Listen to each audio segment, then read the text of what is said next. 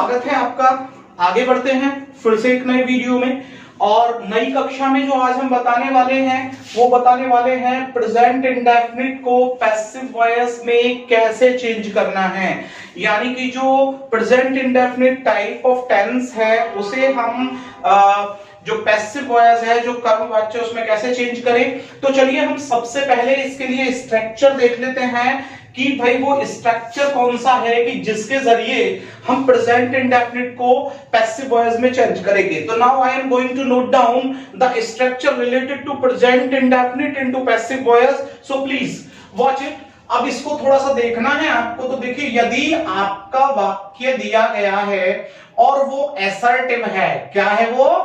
Assertive है, और assertive के अंदर आप जानते हैं अफर्मेटिव और नेगेटिव दोनों होते हैं। तो सबसे पहले आप ऑब्जेक्ट को यहां पर सब्जेक्ट मान लेंगे।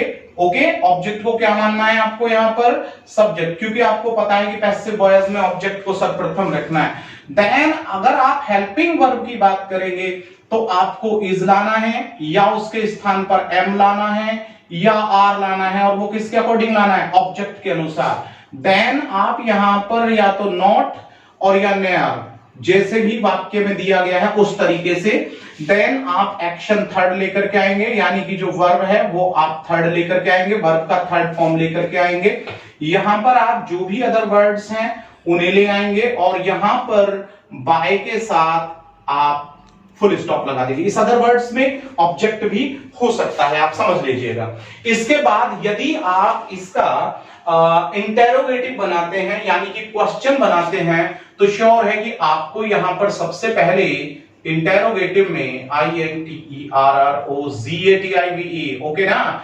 इंटेरोगेटिव की बात करें तो सबसे पहले आपको WH टाइप वर्ड लाना है। क्या लाना है? WH टाइप वर्ड लाना है। ओके, उसके तुरंत बाद आप जो ऊपर हेल्पिंग वर्ब दी हैं इनको सेम ले आएंगे जैसे भी दिया गया है, और उसके बाद यहां पर जो ये हेल्पिंग वर्ब है, चलिए मैं लिखे भी देता हूं कि या तो आप इज लाएंगे, या एम लेकर के आएंगे, और या क्या लेकर के आएंगे? आर लेकर के आएंगे। उसके तुरंत बाद आप ऑब्जेक्ट को यहां पर सब्जेक्ट मानेंगे, याद रखिएगा जो भी है, और उसके बाद आपको यहां पर क्या लाना है?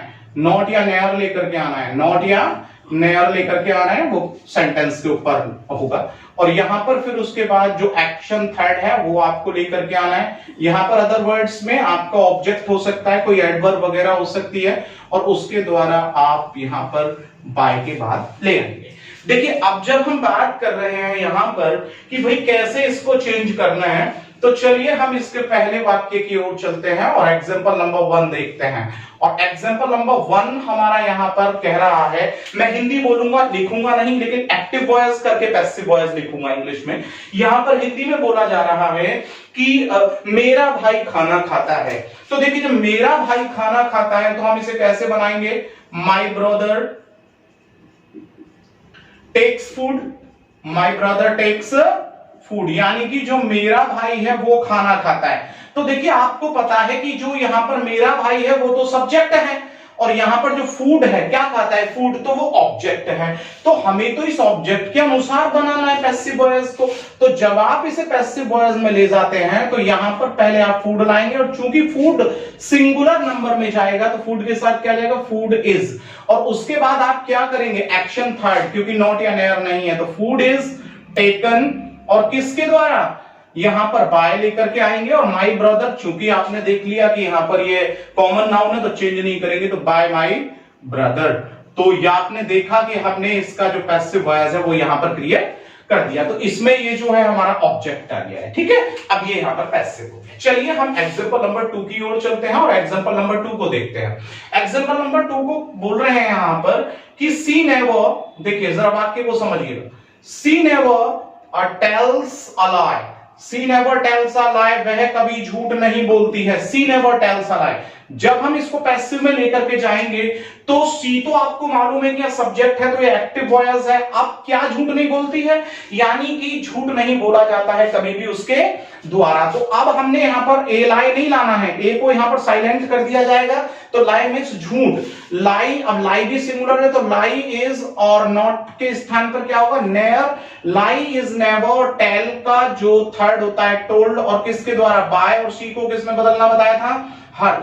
तो लाई इज नेवर टोल्ड बाय हर, तो यहां पर इससे पता चल रहा है कि ये पैसिव वॉयस है। चलिए अब हम यहां से नंबर 3 की ओर चलते हैं, और नंबर 3 हम यहां पर एक सिंपल नेगेटिव ले लेते हैं। और जब हम सिंपल नेगेटिव की बात करते हैं तो हम लिख रहे हैं यहां पर कि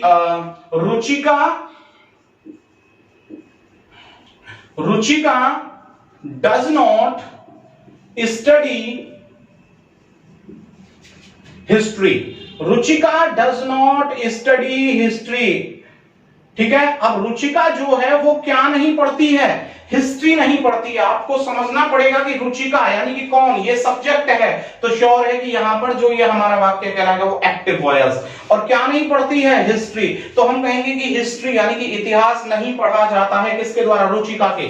तो हमें यहां पर जब ऑब्जेक्ट लेकर के आना है तो क्या बनेगा, हिस्ट्री।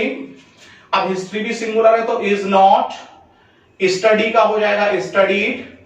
अब किसके द्वारा, बाय रुचिका, बाय रुचिका। तो स्टडी नहीं की जाती है क्या, हिस्ट्री, किसके द्वारा, रुचिका के द्वारा। तो आप समझ गए होंगे यहां पर हम क्या लेकर के आए हैं, ये जो है हमारा यहां पर ऑब्जेक्ट है, तो इसलिए यहां पर ये पैसिव वॉइस है। चलिए नंबर 4 को हम यहां पर देख लेते हैं। नंबर 4 क्या कह रहा है उसको थोड़ा सा समझने की कोशिश करते हैं। और देखिए हम हु को देख लेते हैं। हु को जब हम पैसिव वॉइस में ले जाते हैं तो who is changed into by whom. अब जैसे कि हम यहां पर बोले कि हु सेज सो, अब इसका हिंदी में मतलब होता है ऐसा कौन कहता है। और जब आप इसको पैसिव में ले जाएंगे तो हु को सबसे पहले यहां पर किस में चेंज करेंगे, बाय हुम, बाय हुम। और बाय हुम यानी ऐसा किसके द्वारा कहा जाता है, तो कही जाने वाली बात एक है, तो हम यहां पर क्या कहेंगे, बाय हुम इज, और सो किस में चेंज हो जाता है, इट में, by whom is it sad, by whom is it sad. और ये यहां पर इसकी पैसिव वॉइस बन जाती है। चलिए नंबर 5 को हम यहां पर देखने की कोशिश करते हैं। नंबर 5 यहां पर क्या कह रहा है देखेंगे।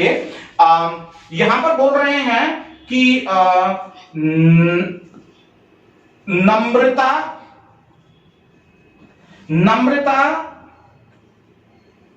wants to scold me। Namrata wants to scold me, नम्रता चाहती है कि वो मुझे डांटे, नम्रता मुझे डांटना चाहती है। तो अब हम क्या करें, यहां पर ऑब्जेक्ट तो मी है और नम्रता जो है वो सब्जेक्ट है। तो यहां पर क्या किया जाएगा कि आई, अम्मी को जब इधर लाएंगे तो आई, और आई के साथ क्या लगता है, आई एम, मुझे चाहा जाता है, I am wanted, I am wanted, I am wanted. अब क्या, to scold, I am wanted to scold, किसके द्वारा, मुझे चाहा जाता है क्या करना, डांटना, किसके द्वारा, बाय नम्रता, नम्रता। तो आप समझ गए होंगे कि यहां पर ये हमारा जो ऑब्जेक्ट है उसे हमने किस में चेंज किया, पैसिव में हमने यहां पर किया। अब यहां से हम आगे बढ़ते हैं और फिर से एक वाक्य को और देखते हैं और नंबर 6 को देखते हैं। और नंबर 6 जो है हमारा वो क्या कह रहा है, हमें यहां पर देखना है। नंबर 6 कह रहा है कि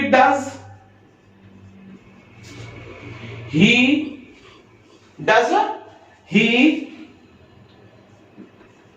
थ्रो अ बॉल, क्या वो एक गेंद फेंकता है। और जब हम इसे पैसिव में ले जाएंगे तो हम कहेंगे कि क्या एक गेंद फेंकी जाती है उसके द्वारा।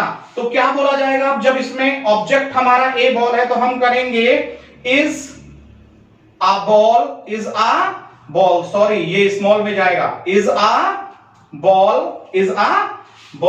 Throne, is a ball thrown, किसके द्वारा, बाय, और ही किस में चेंज हो जाएगा, हिम में चेंज हो जाएगा। तो I think that you have just understood well, आप अच्छे से समझ गए। चलिए हम नंबर 7 को और देख लेते हैं। नंबर 7 कहता है, हु पर ही हम चलते हैं फिर से और यहां लिखते हैं who does not take bath daily. इसका मतलब समझिएगा जरा, who does not take bath daily, इसमें सब्जेक्ट है हु यहां पर, तो ये एक्टिव वॉइस है। और जब आप इसे पैसिव वॉइस में लेकर के जाएंगे तो इसका बनेगा कि किसके द्वारा रोजाना स्नान नहीं किया जाता। तो हम यहां क्या करेंगे, बाय हुम, क्या करें, बाय हुम। अब यहां पर by whom is helping verb, bath, by whom is bath not taken, और यहां क्या कर दें, daily. By whom is bath not taken daily. आप समझ गए। और चलिए हम इसी पर ही एक लास्ट वाक्य और देख लेते हैं। और लास्ट वाक्य यहां पर कहता है कि दे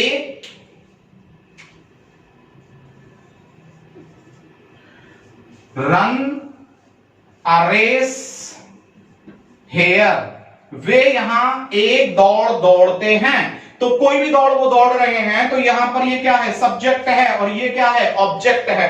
तो जब हम यहां पर इसे बोलेंगे तो हम क्या इसका पैसिव बनाएंगे, a race is run, a race is run, a race is run here, किसके द्वारा, बाय, और देखो किसमें कर देंगे, देम में ले जाएंगे। तो a race is run here by them. तो प्रिय दोस्तों, मैंने अभी आपको समझाने की कोशिश की है प्रेजेंट इंडेफिनिट से संबंधित जितने भी वाक्य हैं कि उन्हें हम पैसिव वॉइस में कैसे कन्वर्ट कर सकते हैं। और मैंने बताया कि प्रेजेंट इंडेफिनिट का पैसिव वॉइस बनाते समय आपको जिस प्रकार से आप एक्टिव में डू या डज का प्रयोग करते हैं, तो उसके स्थान पर helping verb is am are लाएंगे और एक्शन थर्ड का प्रयोग करना बिल्कुल भी नहीं भूलेंगे। तो आप समझ गए होंगे बहुत अच्छे से कि हम प्रेजेंट इंडेफिनिट का पैसिव कैसे क्रिएट कर सकते हैं अच्छे से, और एग्जाम में अच्छा स्कोर कैसे करेंगे अगर इससे संबंधित हमें क्वेश्चंस मिल जाते हैं। जैसे मैंने बताया था एसएससी सीजीएल है, सीपीओ है, स्टेनोग्राफर है, सीटेट, यूपीटेट वगैरह वगैरह, अन्य सभी में इसका बहुत महत्वपूर्ण रोल है। मैं जल्दी ही आपके सामने इसका नेक्स्ट पार्ट यानी कि जो प्रेजेंट कंटीन्यूअस है वो लेकर के उपस्थित रहूंगा। तब तक सेफ रहें, सुरक्षित रहें, चैनल को सब्सक्राइब करने के लिए अपने मित्रों को प्रेरित करें। Thank you.